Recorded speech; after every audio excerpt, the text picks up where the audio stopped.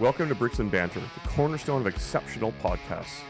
Get ready to dive into the world of real estate with Dylan and Scott on the Bricks and Banter podcast.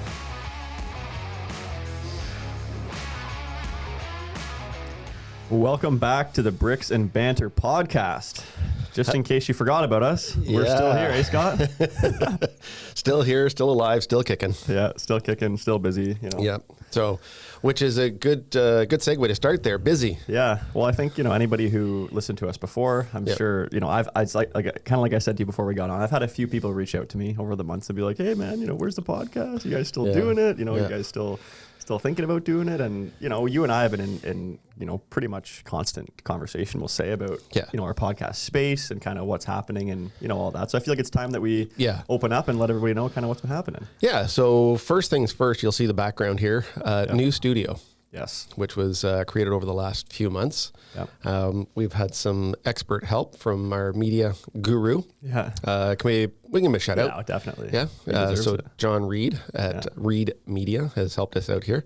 So I just want to say, first of all, him and his team are incredible. I think you and I both know that, but anybody who doesn't know that, not only with this kind of stuff, helping us with the sound and the audio or the lights and everything, but we do videos with him and his team very often, both of us. So for sure, great people to work with in Durham region. No, it has been. So we've got the new studio, same old desk, same old microphone, but new spot, new location. Yeah, well, it's funny because it's actually not the newest location, but it's an old location. No, we just moved next door. Renovated, yeah.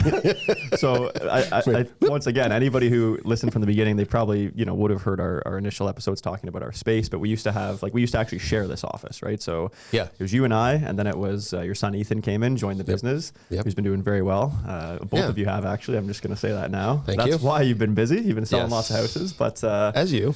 Well, for sure, but I mean, that's how it goes. You got to keep busy. But the point is, we used to be in this space often. We'd be working in here, and we had our little podcast office that we made next door, which was kind of like our little mini studio. Which, it worked. It worked for the beginning, but it got a little bit. It was probably tricky from the beginning too. We were just making do, right? Well, it was the space that we were allowed to have. Yeah. Right, and that was just converting it and trying to get the sound right, trying to get the lighting right, and guests space, and all cameras, that stuff. And it used to be. Remember how hot it used to get in there? I can picture it right now. No, I was thinking we avoid podcasting at all in July and August because it's just not going to work. Well, especially if we're doing it at like 3 p.m. on a Friday. It's like hot in this building to begin with. West side of the building, basement. It's not air conditioning's not working. Remember the heat would kick on once in a while. We'd be like, what's going on? It's like 80 76 in the hallway. We'd open the thing gasping for air.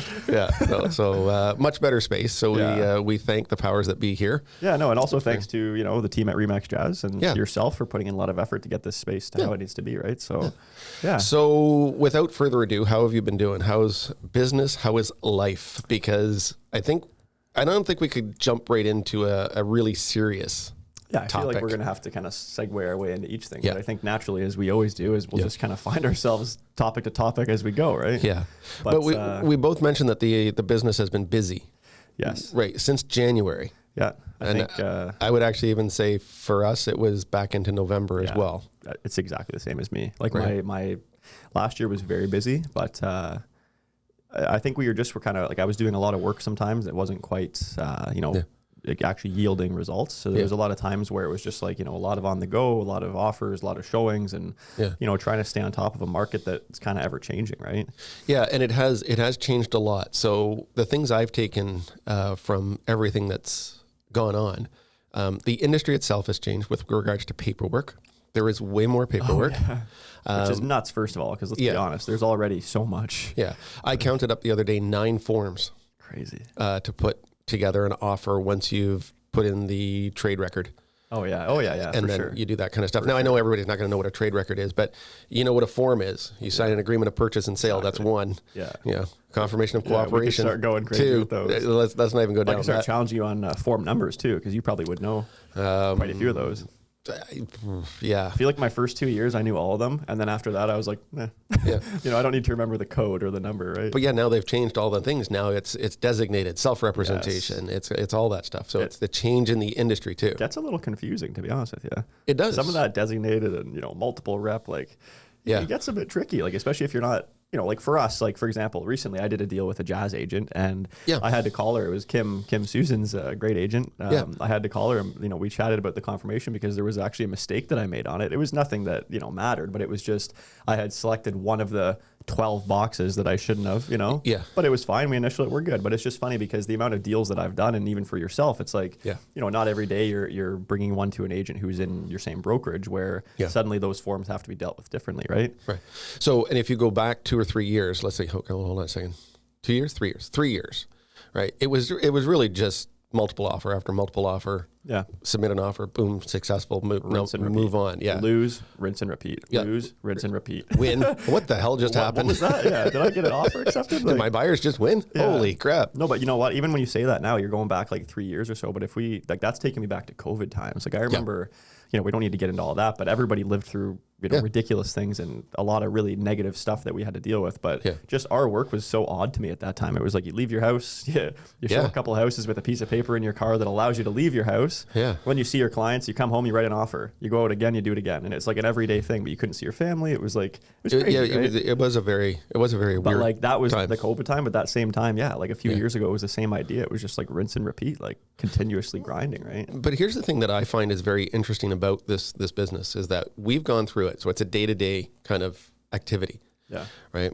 And I find that the general public has a tendency to lag behind, like in any industry. Yeah. Right. Like the industry leaders are always going to have the best, the latest and the greatest out there. Yes. You go to a car dealership, you're not looking at 3-year-old cars. No. Right. So you go to anywhere else you're buying clothing, it's the latest and greatest.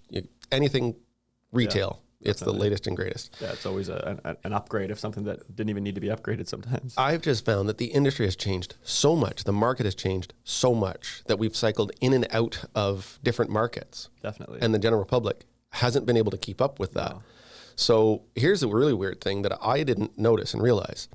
I've had offers now in them with conditions in. Now this is going to sound weird for some people. Sale of purchase of property, sale of buyer's property, or SPP, SPP. Yeah. And I've dealt with people on the other side and been just like floored. And they're like, what is this? And this is an agent asking the question back. Yes. It's no fault of their own. Yeah. But over the last 5 years, we've never had to do that. No. There was never an opportunity to put in a condition of sale of the buyer's property. No, I think it depends on the market you're like the specific kind of micro market you're in and like the type of property, right? Like if you have a big, 20 acres or something, it can be a little bit different because those will naturally take some time to sell. But I agree. Tricky. It was almost like, 1 out of 100, you might see it maybe. And even then it's probably not, right? But it like this lady that I spoke to, but had only been in the industry for 6 years. Yeah. So count back 6 years. Yeah. It's 2019. But even then, 6 years is 6 years, right? But it's just interesting to think about. Yeah. But it's a long time to be in the industry. Yeah. But a long time to have never experienced. Yes. I agree. That's crazy. An SPP. Yeah. It's the same thing when I joined, right? It was 16 years ago now, 15 years ago. People used to talk about vendor take-back mortgages. Yeah. Something we never... I've seen those lately, have you? Yes. Yes. Crazy. Yes. So all these things are starting to circle back into the industry. Yeah. Right. So it is really tricky to share this sometimes with your clients. Yeah. Because we see it, we know it, you've cycled through it, I've cycled through it. Well, and now I've never done a vendor take back mortgage before in my life. Neither have I, but I will say I feel like I'm a pro at SPPs. Yes. And I think you are as well. Like you and I have had a lot of conversations. You and I had a conversation last summer when we both had one going on, and it was like SPP on top of SPP on top of SPP. Domino after domino. But it was like, okay, if this one sells, that one sells. But now I need a protection clause for these people because if they sell, they're only buying this property, not that property. Yeah. It was. Yeah, I think we talked about that on one of our later episodes before we kind of took a little break there. Because I remember I had one where it was like seller accommodation clauses were coming in, right? Yes. And we were like, what? Yeah, yeah. Do you remember talking about that? Yeah. And it was like, because we had to have the seller accommodation clause because our people were only buying one property. Yes. It wasn't like they were looking and shopping at other properties. Yeah. It was that one or nothing. They need protection, just like the buyers need protection to sell theirs. Like, but then it was like the people we were buying from had an SPP on that property, but they weren't buying any other property. If they didn't get that property, they weren't buying any other property. Which then everything falls apart. You pull one Plinko thing out and the whole thing falls apart. Jenga. Plinko chip. Like Jenga. Sorry, not Plinko. Price is Right. It's okay. It works. It works. I think at least I knew what you meant, right? Yeah. I got it right away. Yeah. Was it at least I didn't reference Bob Barker, because if not Bob Barker, then it was Not anymore either. No, I don't think he's with us anymore, is he? I don't think so, actually. Someone's going to correct us on Yeah. that. But no, I think like just going back to the SPPs, like they are one of those things that, you know, I think it takes a certain level of expertise to like really like properly navigate, right? Because like just like you're saying, there's when you get into, you know, all these multiple deals, like one after the other, like one is dependent on this one, which is dependent on that one and dependent on the next one. It's like, it's tough because it's beyond our control, right? Like there's only so much that, like if you're going to jump into that situation, like you can only control the sale of the property you're going to sell, or if you're the listing agent, you can maybe have a say in how they list it depending on how you agreed upon it, right? But it is definitely something that I do, like from my experience, I feel like every time I've dealt with one, I've became, you know, that much more knowledgeable on it, right? So my point, I guess, for that is it's one of those kind of nuances of the business where like you can understand it, you know, you can take courses, you can have your brokerage teach you about it, but like until you actually get involved in it, it's hard to really like grasp it, if that makes, like, you know what I'm saying? Like, well, it's 'cause they're all different, right? It's the X's and O's, like on the playboard, right? You can line it up and say, okay, yep, these X's and O's all line up. Yeah. But then someone on the other side does something different that throws off the X's and O's. Exactly. So now you have to be able to compensate and get back to, okay, how do I protect my clients? Yeah. Right. So, and that was the tricky thing that I was going through, because at one point we had 1, 2, us, 3, 4, 5, Yeah, I feel like 6. I remember talking to you about that. So we had 6 that were all linked together.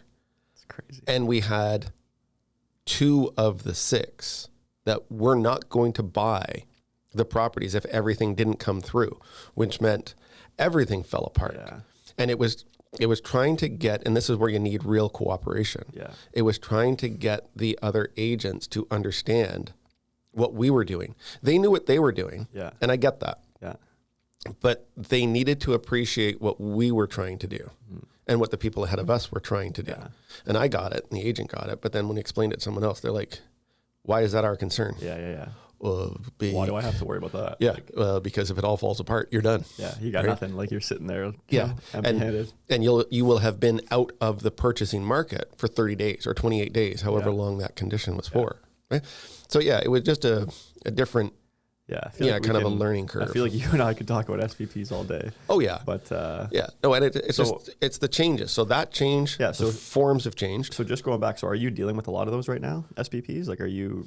Yeah, you have because I'm clients in that shoulder area, Okay. right? Like I'm a mix between rural and urban. Yeah. So Right, you kind so- of get probably more of that than the average agent. Right. So yeah, you've got someone that's moving from Yeah. urban to rural, Yeah. but they don't want to sell their urban property before they find Yeah, the their perfect. unique property. Because they're harder to find, right? Could be acreage, could be farms, could be whatever. Yeah. So okay, I'm going to sell this I'm going to buy this property, but only if I can sell mine. Yeah. For a certain amount sometimes. Right. So yeah, I deal with it a little bit more, but now we're also back into heavily weighted with conditions. Yeah, and like even just going back into like, I guess we'd be talking about like almost 2 years ago now, but I remember having one where I had the listing and, you know, the clients they brought me an offer conditional on selling their house. Yeah. And it's like, the agent was so hard to deal with that like I was like, you know, tiptoeing around it and trying to just like fix as much of it as I could, because the offer came in like, you know, pages were like upside down. Yeah. Some things were hand signed, others were electronically signed. Like it was just a nightmare of an offer. But the point is that like as a listing agent, you do have some control, right? Yeah. Like I was trying to tie them down to, it needs to be listed by, you know, X date. It needs to be listed for no more than X price.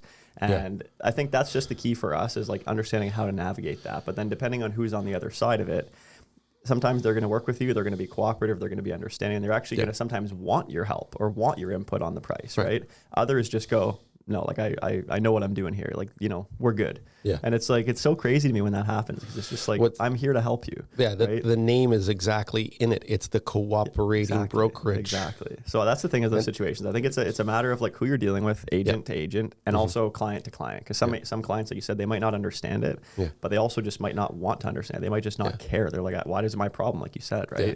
I also So it gets interesting. find too now that I don't know if you've experienced this, but we're back to a little bit of holding offers on that lower priced inventory, first time home buyer I think inventory. It depends on the product. Yeah, It does. It depends on location. Yeah. But here's the challenge that I'm having is that some people are saying, oh, I'm going to hold offers, or I'm going to do a 48 hour irrevocable. Throw that out quickly. Do you have an applause button on there? Somewhere I do. Actually, yeah, I do. I could probably find it on here. Next time. But they don't know why they're doing that necessarily, or the process behind doing it. The buyers? No, the sellers. Oh, okay. You mean holding offers? Yeah. Yeah. Like I've done this. Why are you doing it? Well, because. Yeah, I have one right now. It's the first one I've done this year like that. Everything else I've listed at value. Right. And been successful so far. So it's kind of this educational almost. Like, well, okay. Are you holding offers or are you not holding offers? Right. For mine? No, Or like just in general. Yeah. Well, no, we're not holding offers. Okay, well, I'm going to give you an offer. Okay, yeah, but I need to wait 48 hours. Why? Yeah. So Well, because I want to generate other offers. I'm Yeah. like, well, then you are holding offers. Yeah. No, we're not holding offers. Yeah. What? No, I know. It's Yeah, you crazy. are. And then as a buyer's perspective, like we've educated buyers, right? You get a certain amount of irrevocable. And then you get this conflict that's going on. Yeah. Why are they waiting? Why are they sitting on it? Like, why do I need to give them so long? Right. And again, this is going back to understanding the market and the buyers and the sellers. And the agents, though. Not being able to keep up. Because I know you and I could probably name people if we really wanted to, but there's certain people who will sit on that offer for 48 hours. Oh, they for will sure. desperately sit and wait and call and text and email people and Yeah. do everything they possibly can, where others would go, look, Yeah. I've dealt with Scott before. Scott's a reputable guy. Any Yeah. clients he's ever brought me, they're always been, everything he says is Yeah. true. They're going to close. They're financially stable. Everything's good.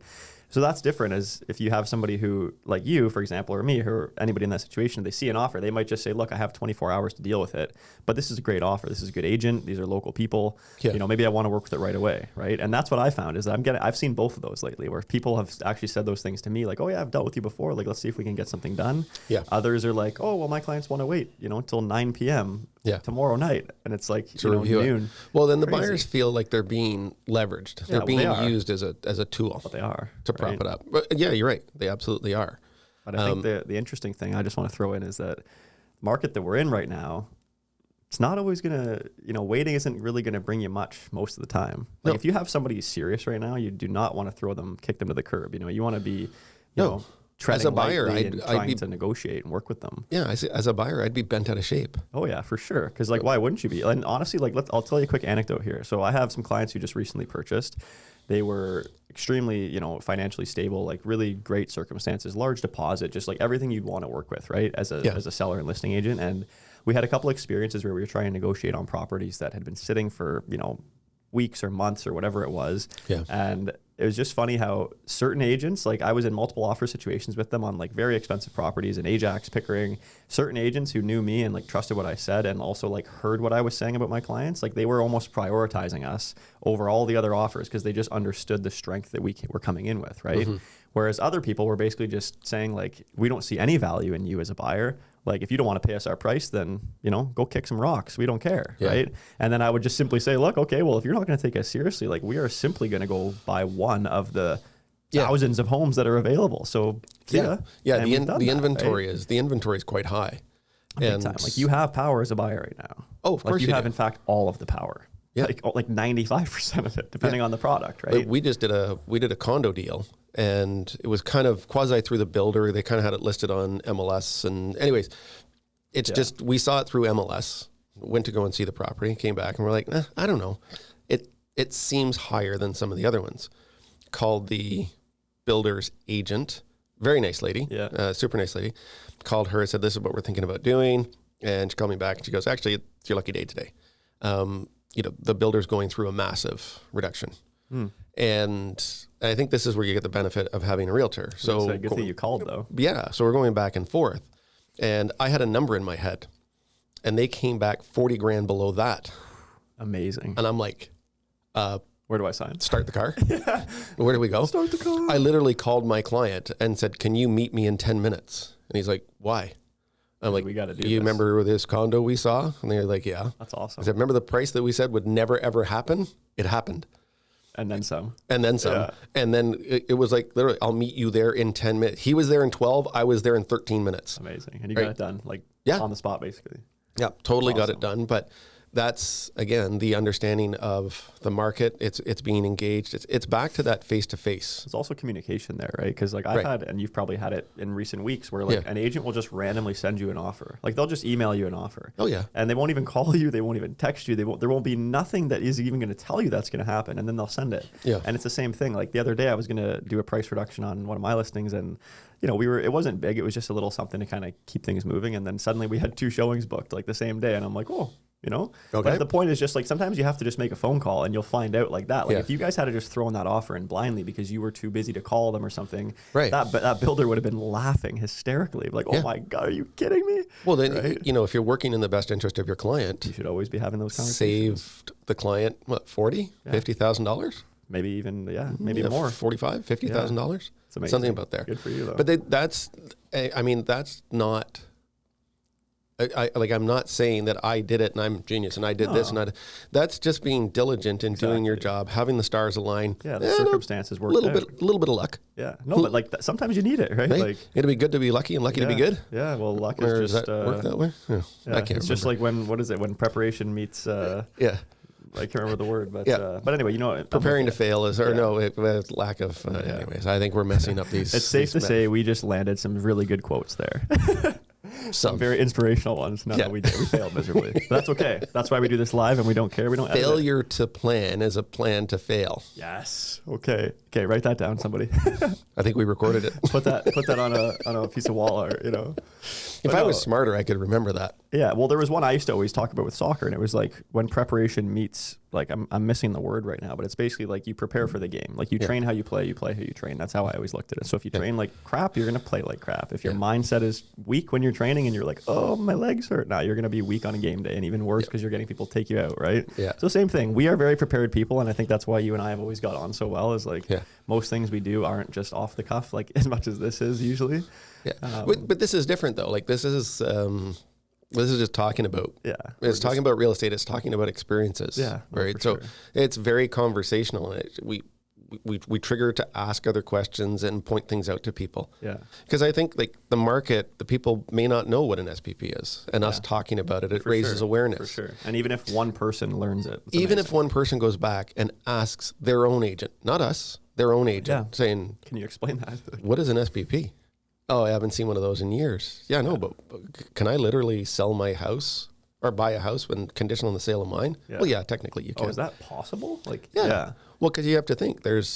Think about the time frame, 6 years. Yeah, no, a lot. How many new buyers have entered into the marketplace in the last 6 years who don't have the same experience? Yeah, right? No, it's true. Right, so we always got to think that we're in the market, we're doing this.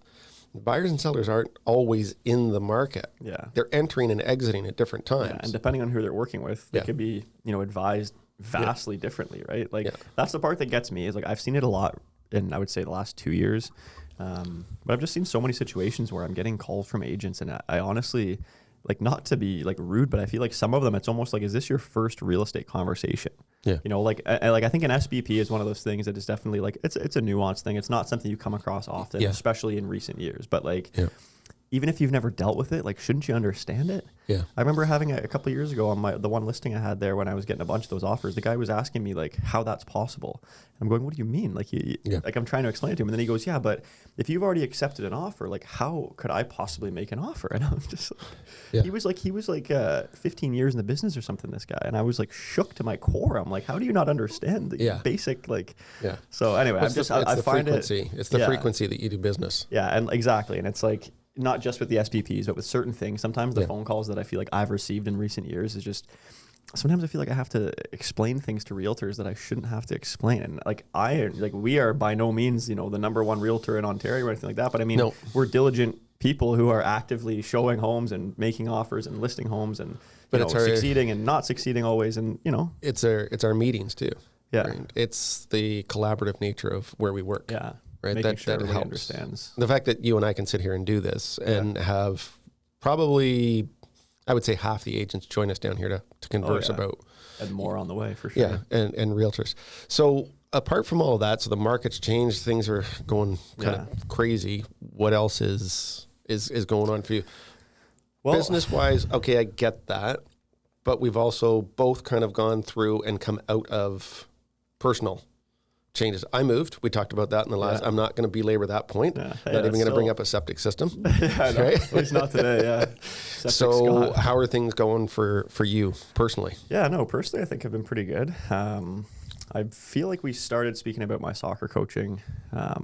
Yeah, I think so. Before we wrapped up the last time. But yeah, I've been coaching soccer for like a year and a half. Yeah. Almost 2 years now, I guess. And it's been great. Like, it's been something that's brought a lot of joy to my life and a lot of like really positive things, I guess. Right. Yeah. So I've been pretty, like, not overly busy with that. I've definitely dialed it back in recent months because it's just like this, right? Like, there's certain things, I was never coaching soccer to pay my bills. And I don't think I ever will unless I get I really take it somewhere, which we'll see what happens. But I mean, yeah, I'm just doing it for the sheer joy that it brings me, right? Right. So I've been on the pitch. There was a point where I was on the pitch like 5 or 6 days a week there for months. Yeah. And it was great. And I was able to manage it because my business was at a point where I had my time perfectly sorted. I was like available for showings all the time I needed to be, and everything was good. But then it just got to a point where it was like, okay, I can't allow myself to need to like give so much to so many different things because it was just starting to sap me again, right? Yeah. So yeah, I just kind of dialed it back, but I'm still coaching my team, 3-4 times a week. I'm still doing, the odd side kind of sessions, like individual sessions with my company, UVU Training, that I work with. Yep. And it's been great. It's been one of those things, like I said, it's just brought me so much joy. And like, I really do, like, I see it like my joke with it is I'll be like, oh, I'm going to therapy, Yeah. And it's like, that's good. It's a joke, but I mean, it really is one of these things where like, I could have a really stressful, really kind of tough day where I'm like dealing with a lot of like, high level issues that we deal with all the time. And then I can be like, okay, throwing on my soccer stuff, getting in my car. And it's like my mind just starts to clear up, Yeah. I start walking on the pitch and I'm like, I can't even explain it. Like, I'm almost like getting goosebumps because I love it so much. Right. Yeah. So it's been something that's been really good for me. And I think that, I think it's really kind of opened my eyes on the fact that us, or really everybody as human beings, like, you really need to prioritize things that you're genuinely passionate about, right? Yeah. Like, if there's something you did as a kid that you just haven't done in 10 years for who knows what reason, I bet you if you ask yourself why, it's probably some random, I'm too busy, or I just didn't have the time, right? Yeah, no, we do stop doing things that we did as kids. But like, we've talked about it too, right? Like, this business is tough. There's times where you're up and down, like, you could be really successful and you could still be feeling pretty rough because it's just how much you have to do on a daily basis, right? Well, it zaps your energy because you take on your clients' issues. That's literally our job, right? Because you are, if you're a problem solver, if you're a solutions-based oriented person, you're going to take that approach. I have to help solve that problem. I have to help solve that issue. Yeah, let me take that stress for you. There is a borderline though where you take too much of that on. Yeah. Right? Well, you and I are like that. Ownership of somebody else's problem that we can't fix. Yeah. Right. Now, and I've had a couple of those since, I'll say, August of last year. Yeah. Where I've allowed that to creep into, my personal life. Yeah. And that's not healthy. No, definitely not. Right. I know it's a 24/7 type of job, and our phones are in our pockets, and we're answering, we're texting, we're doing all this stuff. We're available all the time because we have to be sometimes. Right. And that's the thing. Sometimes, not all the time. Yeah. And I find that sometimes people will push boundaries. Especially if you give them a slightly open door to allow them to, right? Right. So is it their fault or is it my fault for allowing that to happen? Boundaries, I think that's a good word. Yeah. I'll open up on that in a minute, but go ahead. But I'm looking at it and going, okay, this is a client that's calling me at 10:30 at night. Now, I normally wouldn't answer the phone, right? It's 10:30. That's late, man. What am I going to do? That's late. Right. But then how panicked is this person on the other end of the phone? Exactly. Right? Like, what's the situation that is currently happening, right? Right. And I try and run through my mind. I said, they're closing in 2 weeks. Take the call. Yeah. Right. And it's not that you regret taking the call, but I didn't need to take the call. But I'm just going to add to that. Like, there's been times I've done that and you think it's going to be a 2-minute call and they want to talk to you for 45 minutes and you genuinely cannot get off the phone. Yeah. And it's 11:45 now and you have to be up at 6 and at the door, it's, and that's where it starts to catch you. Right. Yeah. So it's like when someone says, do you have 2 minutes to talk? Yeah. I'm like, well, did you mean 200? Okay, wait a second. Does that mean I want to talk to you about what you want to talk about? Yeah, exactly. And is this genuinely going to be 2 minutes? But that's what I was going to say about boundaries, right? Is that like, that is one thing, and like expectations, I think, go hand in hand with that. Because for me, especially I would say in the last like year and a half, maybe 2 years, I've really just been I guess my process with clients has changed a little bit, where I set expectations from the first minute. Yeah. So like my first conversation with you as a client, I'm going to address the fact that like what I expect of you communication wise and like what you can expect of me. Right. Yeah. And I'll flat out tell people now, like if you call me out of the blue at 10 o'clock at night and we're not in the middle of an offer situation, or we're not, you know, involved in something, like don't expect me to answer it or call you back right away. Because that's the boundaries I've had to set for myself, because I would always be available and I would always be like, oh yeah, no problem. Oh, I'm half asleep on the couch at 10:58 p.m. Yeah, let me take this call. I'm sure my brain's operating at the highest capacity, right? And that's the part that would get me, is it's like, we've all been there where you're really tired and you're kind of like, you know, you get off the phone sometimes and you're like, man, like, you know, you could have said things differently. You could have dealt with things differently. Maybe you would have given better advice in the morning. But the point is just like setting those expectations of each other can really, like, I think it's a level of respect, first of all. Well, you wouldn't do it at a retail level, and you sure as heck wouldn't do it to your accountant or your, you know, but at the same dentist. time, like, you know, we've both been in it thousands of times, hundreds of times, where you're sitting there at 11:30 at night waiting to hear back from an offer for an agent you're dealing with, and it's like, that's different. That's different. If I'm having an evening like that, which is at least, you know, once or twice a week, a lot of the time, it's like, I will take that call because I'm here, I'm rocking and rolling, I'm going. But if I'm not, I'll put my phone down and I'll just put it upside down. I won't look at it because I need to allow my brain to just, you know, live. Mine came up and I was like, I don't know why I was so annoyed by it, but my wife and I hadn't been to see a movie in like months, probably close to a year. Yeah. Right. And we kind of just spur of the moment said, hey, look, nothing's happening right now. There's nothing going on. Let's go. We want to go see a movie. Are there tickets left? Yeah. So she jumped on and said, yeah, there's tickets left. So I was like, great, let's go have a movie. Yeah. Sweet. Have a movie. Let's go see a movie. That was dumb. Yeah. You know, so grab the overpriced popcorn and the drinks and everything else and go and sit down and just, now you can have beer, which is great. Oh my God. So lovely. You're like, I'll see two movies. So it was kind of like a little bit of a date night. Yeah. And just as I'm putting my phone to turn it off on the side thing, it starts ringing, and then the ringing stops and it turns into a text. I'm like, really? Yeah. Now? It's like so frustrating, right? But you want to be there to serve, right? But again, it's... No, and that's just it. And honestly, like there's certain times too where like I had a call from an agent, like, I don't know, maybe 3 weeks ago on a Sunday night at 9 o'clock, like 9 p.m. Yeah. And they were telling me that they had an offer that just came in with like a midnight irrevocable. Yeah. And they're dealing with it tonight. And I'm like, your offer presentation's in 2 days. Like my clients were like really like this home, but then I have to now, like I genuinely don't have a choice at this point. I have to let my clients know.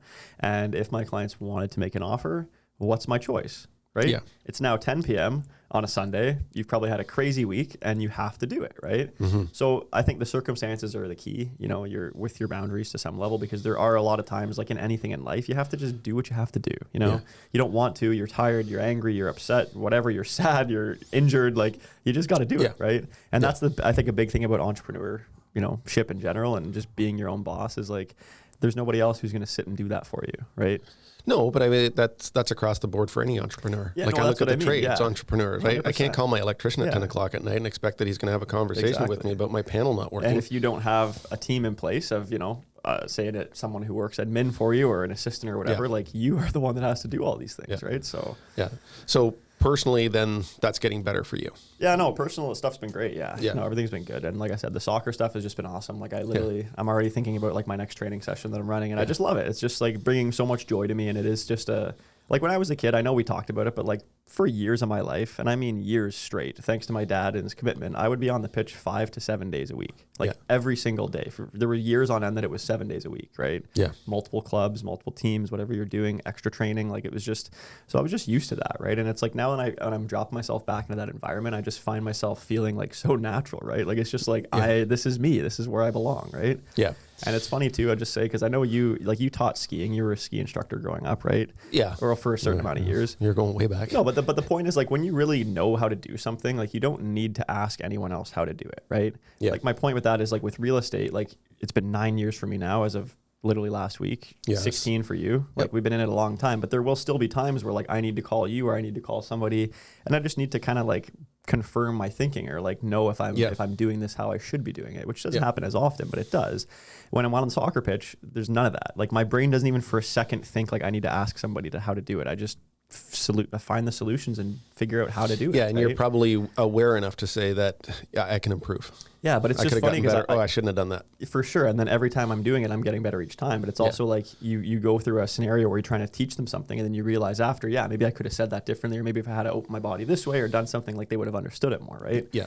But the point is, I think teaching something can give you a lot, right? And I never quite grasped that before. No, teaching's wonderful. But teaching's amazing. And like, I love working with kids now. I was always like, oh, I'm not very good with kids. And like, now it's just like a natural thing for me. And it's really, I think it's done a lot for me, and it's been good. So, well, it used to be that old adage, right? Those that can do, those that can't teach. yeah. Right. I always remember on School of Rock. Yeah. Do you remember that? He goes, those that can't teach gym. And then he like points at the gym teacher. I could be a good gym teacher. Yeah, so could I. You want to switch careers? No, not the shape though. No, not anymore. But Ethan can train you. He'll be fine. yeah. No, but the teaching skiing was good. I wish. I don't want to go back to teaching skiing. Yeah, but I do wish that I could go back to skiing, like just occasionally. Yeah, and just having that be park that.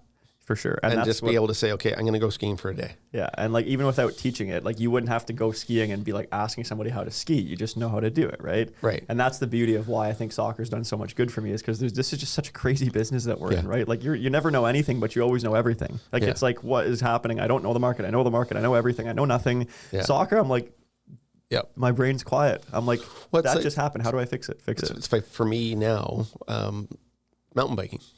Yeah, which we need to do. We talked about that last year. Yeah, we did. I got a pretty decent little bike there. And when we went, I love it when I'm there. Yeah.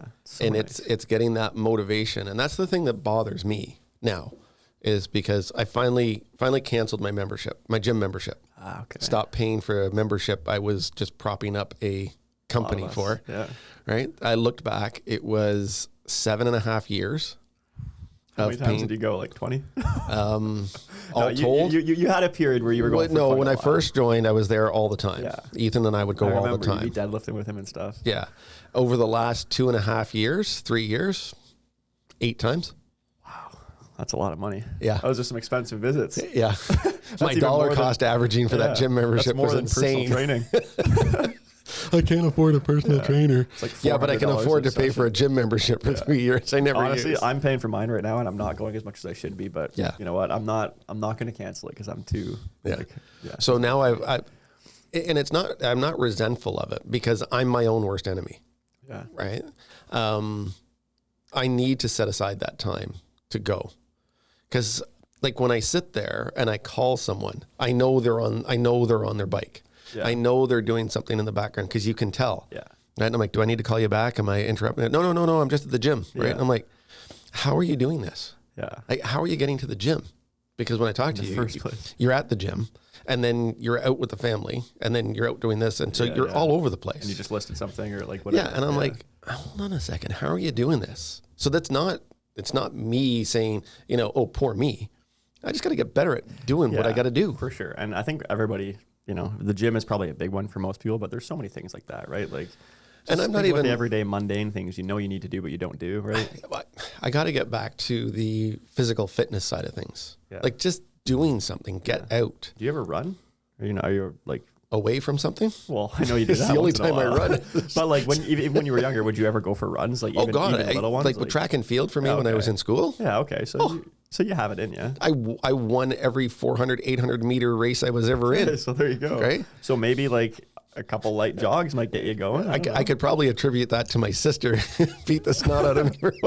One thing I'll say about running though is because like I used to do it a lot more, obviously, when I was trying to play professional soccer. But the thing about running is like you suffer, right? Like that sounds like fun. No. But this is the point: is that it's like you're going back to motivation, right? Yeah. Like I would bet you that if you committed to say for 1 month, you were going to go for like 2 runs a week. Just even if you did it for 2 weeks, you did 4 runs, whatever. Yeah. The point is that like you're going to find yourself at some point during one of those runs, if you're, actually running or jogging and not walking, where you're like suffering or your chest is tight, it's like sore, you're out of breath, you might even feel anxious. Like that's called tying my shoes right now.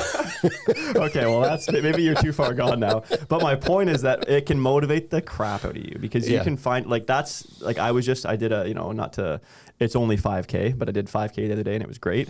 Yeah. And there was a couple points when I was doing it, which it just brought me back to being a kid. Like, you know, think of yourself on the track. Like there were times when you were like, oh, like how am I doing this? And you push through and you do it, right? Yeah. And that's the cool thing about running is I feel like the average person that goes to the gym, they don't train hard enough, or maybe, yeah, hard enough probably is the best word, or like smart enough, but to the point where they're actually like gasping for air and they're actually like suffering, right? Yeah, so going to sit on a bike or going to sit on a treadmill. Just kind of like, you go through the motions, you get out, you're like, oh, I went to the gym, you know? The 20-pound barbells are really easy to lift. I'll play with these for a while. But that's my point, is like, I feel like running can motivate people. It's just like going to the gym can as well. Like you see a little bit of progress, you feel like, you feel like you saw something change based on what you did. Yeah. Where running, you start suffering and then you're like, okay, well now I'm 2 kilometers from my house. Like I got to get home. Like what am I going to walk all the way? Maybe, but call an Uber. Yeah, exactly. That would be, if you ever do that, please like video call me or something. But so here's the thing. So I think it might be worth it. Back to that point. When I was going to the gym, I met a couple guys there because Ethan and I would go late at night. So we would never go during the day. Guys. So we were the gym rats. Well, I could never call myself a gym rat. I was never. But you'd see the same guys at 9:30, the same guys at 10 o'clock, same guys. So that's when I would go. Between 9:30 and 11:30, I would go to the gym. Right. And I met this one guy there, and he's like, no, you're doing well. No, don't worry about it. He goes, I can't get my parents off the couch to get any sort of physical activity going on. Right. And I'm like, okay, well, that's pretty good. So that's 6 years ago, right? So I'm like, okay, I'm feeling pretty good about myself. This guy's just kind of inspired me. You know, at least I'm not lifting 100 pounds. I'm lifting 30 pounds, but I'm not on the couch. Something. Yeah. Right? So fast forward 6 years. Now where are you? Guess who's sitting on the couch? You're lifting potato chips. Yeah. Salt and vinegar. Yeah. Ketchup. Crunchy. Thank you. Corn chips. Yeah. And wash that down with some ice cream. Yeah. Or a beer or something.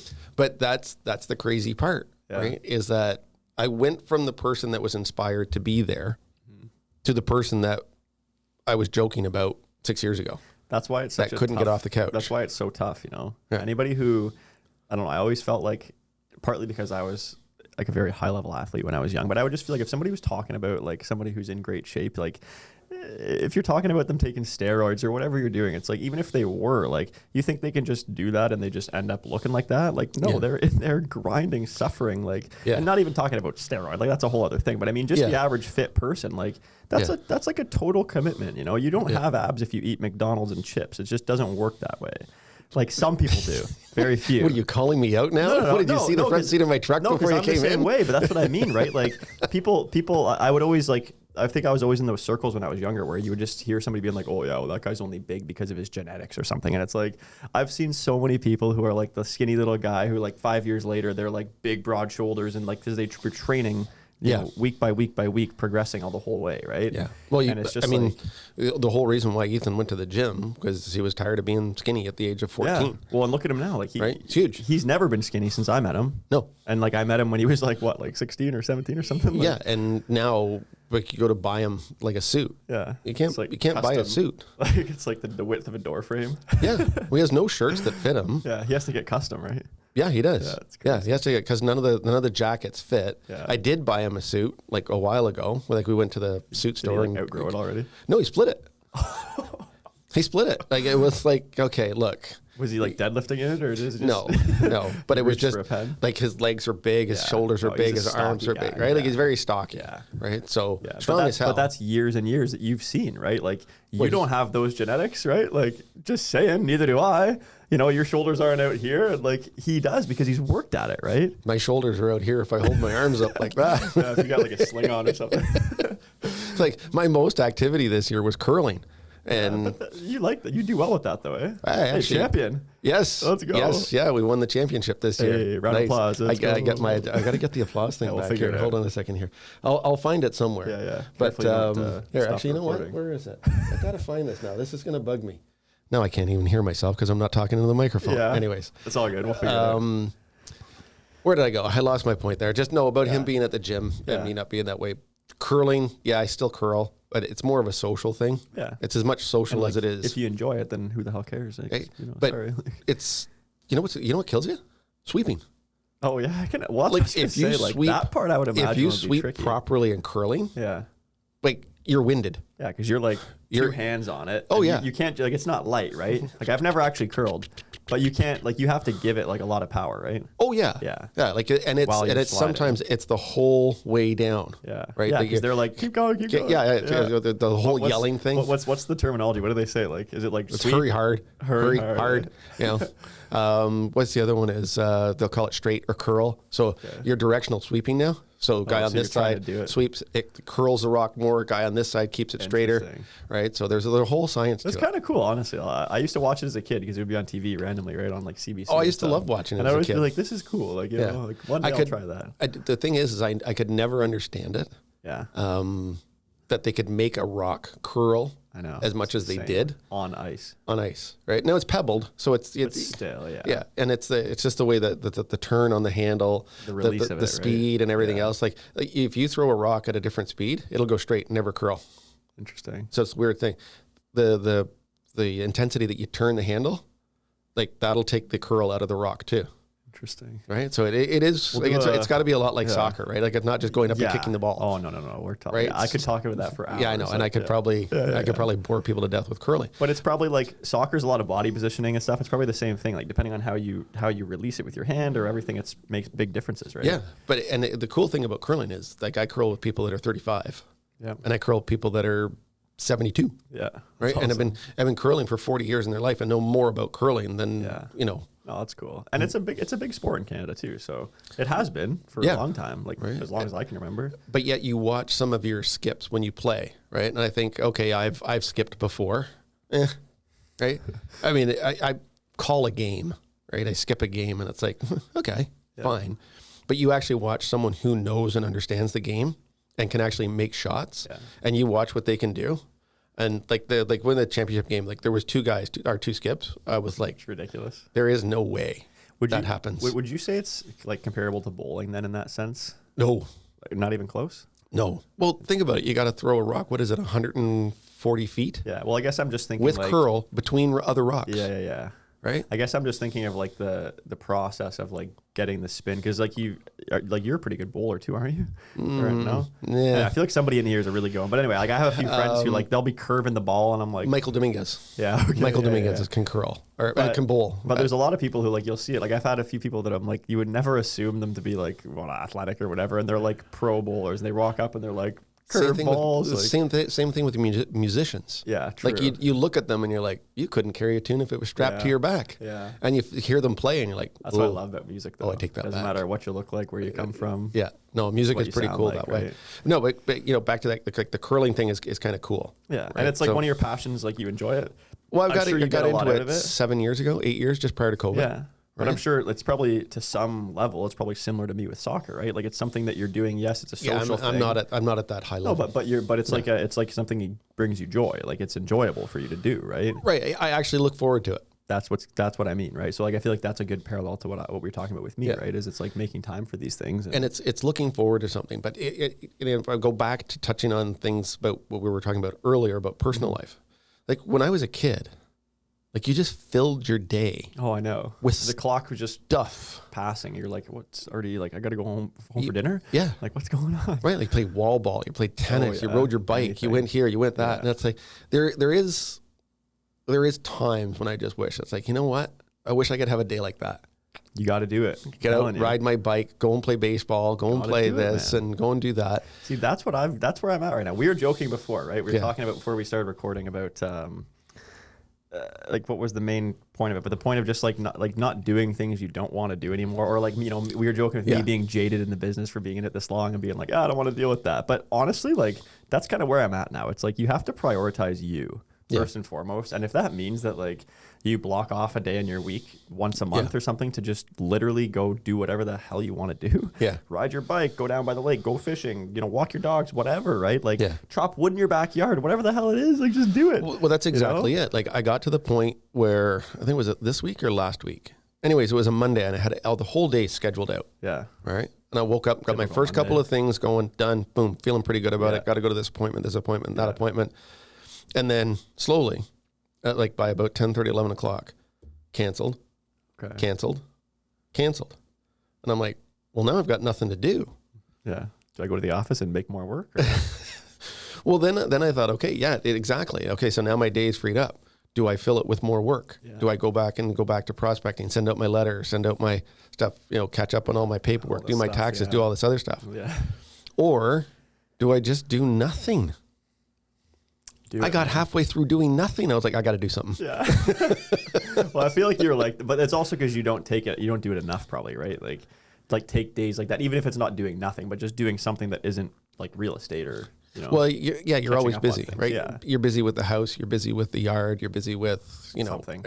I've left my garage, so it's dirty. So I'm going to go organize my garage. I'm going to go clean the truck. I'm going to go cut the grass. I got to cut my grass after this, man. Yeah. Because I have a free Friday afternoon. I'm going to use it to cut my grass. Like, that's how it goes. Wait, you're just reminding me about like a whole ton of things, right? So we've got this riding lawnmower that we've had, and it just doesn't work. Yeah. Right. I'm frustrated with this stupid thing, and you need that for your property. Oh yeah, you get the fuel carburetor cleaner, and I'm doing this, and I'm thinking I know everything else. And my buddy says to me, he goes, "Take the mower deck off." I'm like, "Okay, what's that going to do?"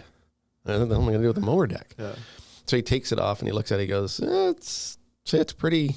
He goes, "I think I can fix this." I'm like, "What are you fixing?" Like it didn't register, right? Yeah. Like I'm thinking mechanical engine. This thing doesn't work. Yeah. He took the mower deck apart and he goes, "Yeah, found it." He goes, "Your bearing was seized and the brake was closed on it." That was it. That was it. Was it something he could fix on the spot, or you have to it fixed in like 4 hours? Wow. Cleaned it out, took out the bearings, cleaned it all, greased everything again, put it back on. I put it back on the other day, and this thing worked perfectly. Awesome. Like I owe him a bottle of scotch, case of beer, whatever, right? Beer something.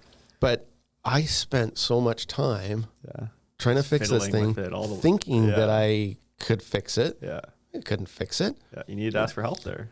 Right. And you did. Right. But it was weird. It was like the fix was so simple. Mm-hmm. But I kept putting it off and doing this and then put it off and okay, I'll get this. Okay, and then I get this. And then then your grass is a foot high. Oh yeah. So I've got to get this fixed. I'm gonna have to get the weed whacker out, trim it down a bit in some spots. Jesus. Yeah, no, it's the time. It's the time I think that I haven't put back into my life. Yeah. And I feel like a lot of that stuff, sometimes you just keep putting it off, and like you said, you do it, and then you're like, why did I take a month to do that? It could have been done right away, and then you feel like amazing because it's done, right? Okay, and it's back to prioritizing. But then I think you and I are similar on this, is that we don't think of it as a 9-to-5 job.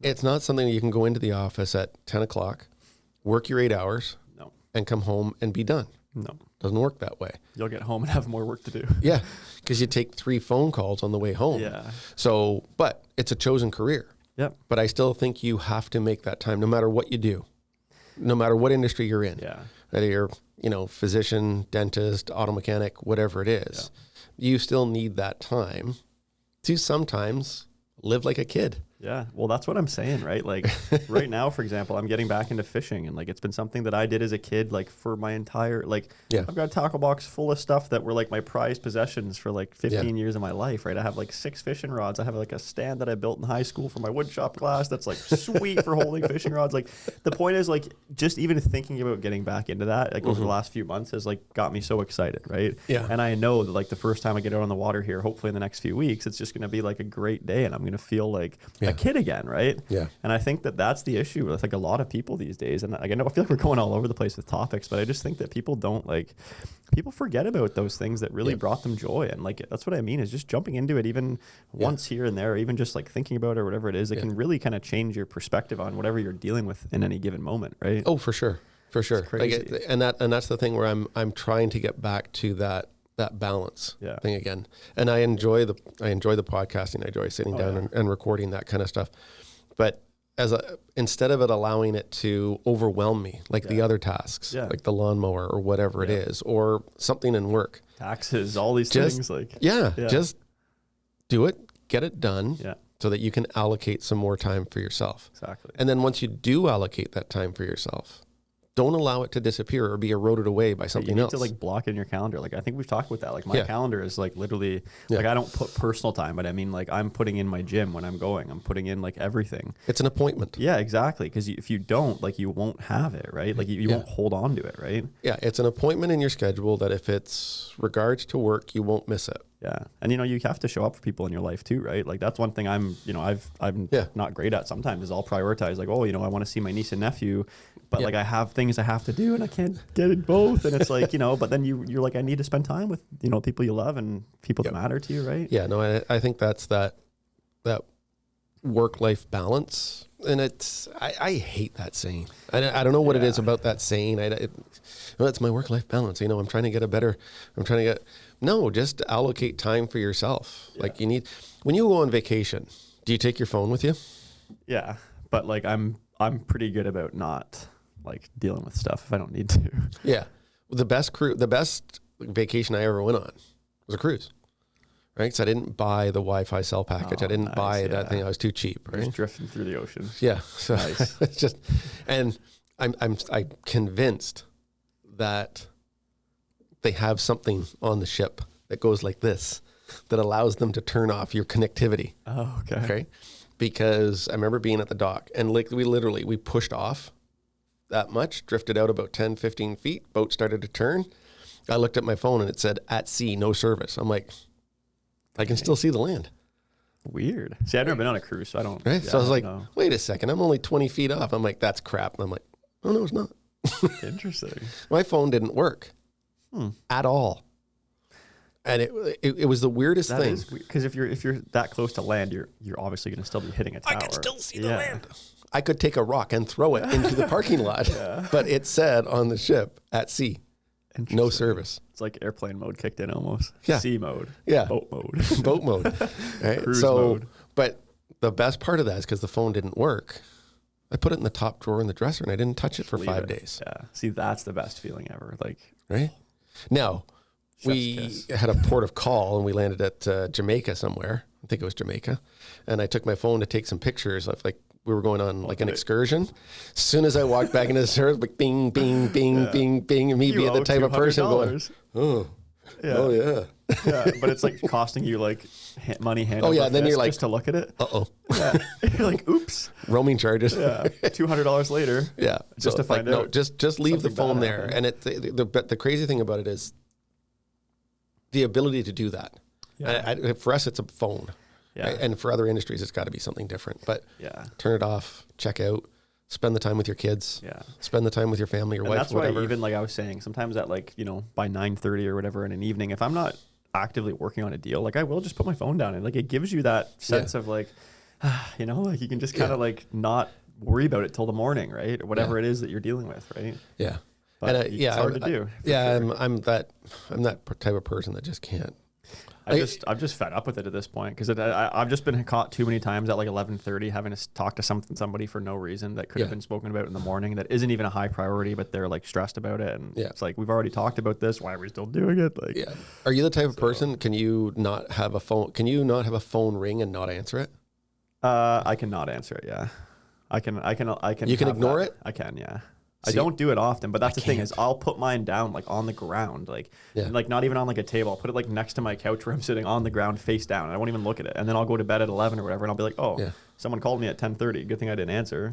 Well, I've hurdled small children to answer the phone. It's a stupid thing. It doesn't surprise me. I think it's a stupid thing. Why? The problem is we get so many random phone calls. I'm so sick of answering a call that somebody's like, it's just it just drives me crazy about this business. Oh, I love the blockchain bank I get about my cryptocurrency that's coming back as a refund. Like, leave me alone. Yeah. Oh, yeah, exactly. And you're like, sure, thank you. Like, that's great. Yeah, we have your account here. We just need to, well, just write me a check. Yeah. Well, we can't do that, sir. We have to send it back to you in the form of crypto. But that's what I was saying. It's like, I'm at that point where I'll answer those phone calls now. I'll be like, stop calling me. Take me off your list. Like, do not call again. Like, I don't even care what they're saying. Like, I used to be like, oh, thanks for your time. Oh, I appreciate you calling me to ask me about this marketing service and spending. No, I don't. Like, I'm sorry. But like, you're not sorry. You're not even sorry. Exactly though. But that's the point. It's like, why do I need to be? Why do you need to be? Like, I have, whatever I have. I don't need all these businesses calling me all the time. Like, we get it. I think, well, probably any business, but really any business owner with a number listed on Google somewhere just gets it. Just like in huge numbers compared to a lot of people, right? Yeah. So I'm happy that we're back to this. Yeah. I'm happy that we're in our new studio. Yeah, looking pretty sweet. I feel like people are gonna like this. Yeah. We'll get some good content in here. I think so. So if there's nothing else, really, I mean, yeah, that could be a good end spot. What are we at there? Almost an hour? Oh yeah, almost an hour. Yeah. Here, let me check the soundboard here. So yeah, I guess we can kind of check in a bit before we get off. Like, let people know we're thinking weekly recording. I think we're going to try and be at least 2 to 3 times a month. Okay. Yeah. So Right? we're whether it's next weekly week already. Yeah. Whether it's weekly, but just coming back to topics again. If you have a topic you want us to source out, research. Yeah. Which I found has been something that, it's just questions out there, like what's happening with this, what's happening with that. Yeah, and I think we kind of got into the market a little bit today, and I feel like we probably said enough today that might raise questions for certain people of just kind of, certain things happening in the market. So yeah, let us know. Like this one, like it's Friday today. This one's going to probably be up on the platforms within a few days at most. So if you see it come out on Instagram or you see it on Spotify or Apple or whatever, leave us a comment. Send us a message, send us a DM if there's something you want to hear more about or if you want us to kind of just open up on, right? For sure. So because that's the thing I will say before we go, I love about how we do this is that it doesn't matter like what we talk about. We're never here trying to, be like the real estate media outlet. We're always just going to be speaking from our experiences. And, those are going to be different than, 10 agents from Mississauga or 10 agents from here, wherever it is. Right. Yeah. So I love conversing. Like I love talking to you about this stuff because you and I have similar businesses, but we deal with different things all the time. And the more that you talk to other realtors, there's so much you can learn, right? And like so many little pieces you can take with you, right? And we have also got a lot of our guests that we had on previously that we want to bring back. Great people. Like we have Jay on there. We got to get him back. Yeah, he was awesome. I want to get Tim back too, even though he was... Talkative Tim. Tim back too. Hey, there we go. That's the episode name. No, yeah, Tim was great. He gave us a lot of good insight. Yeah, I just did an inspection with him a couple weeks ago, so yeah, it's always good times. Yeah, it's nice to be in touch with him again. So, sir, thank you for your time. I'm going to have a little music music take us out here. If I can hit the right button and I can find the applause thing. So you got this. Thank you for your time, sir. Yeah, thanks, man. It was great. We'll check out and we'll see everybody on the next episode. Talk to you soon, and thank you.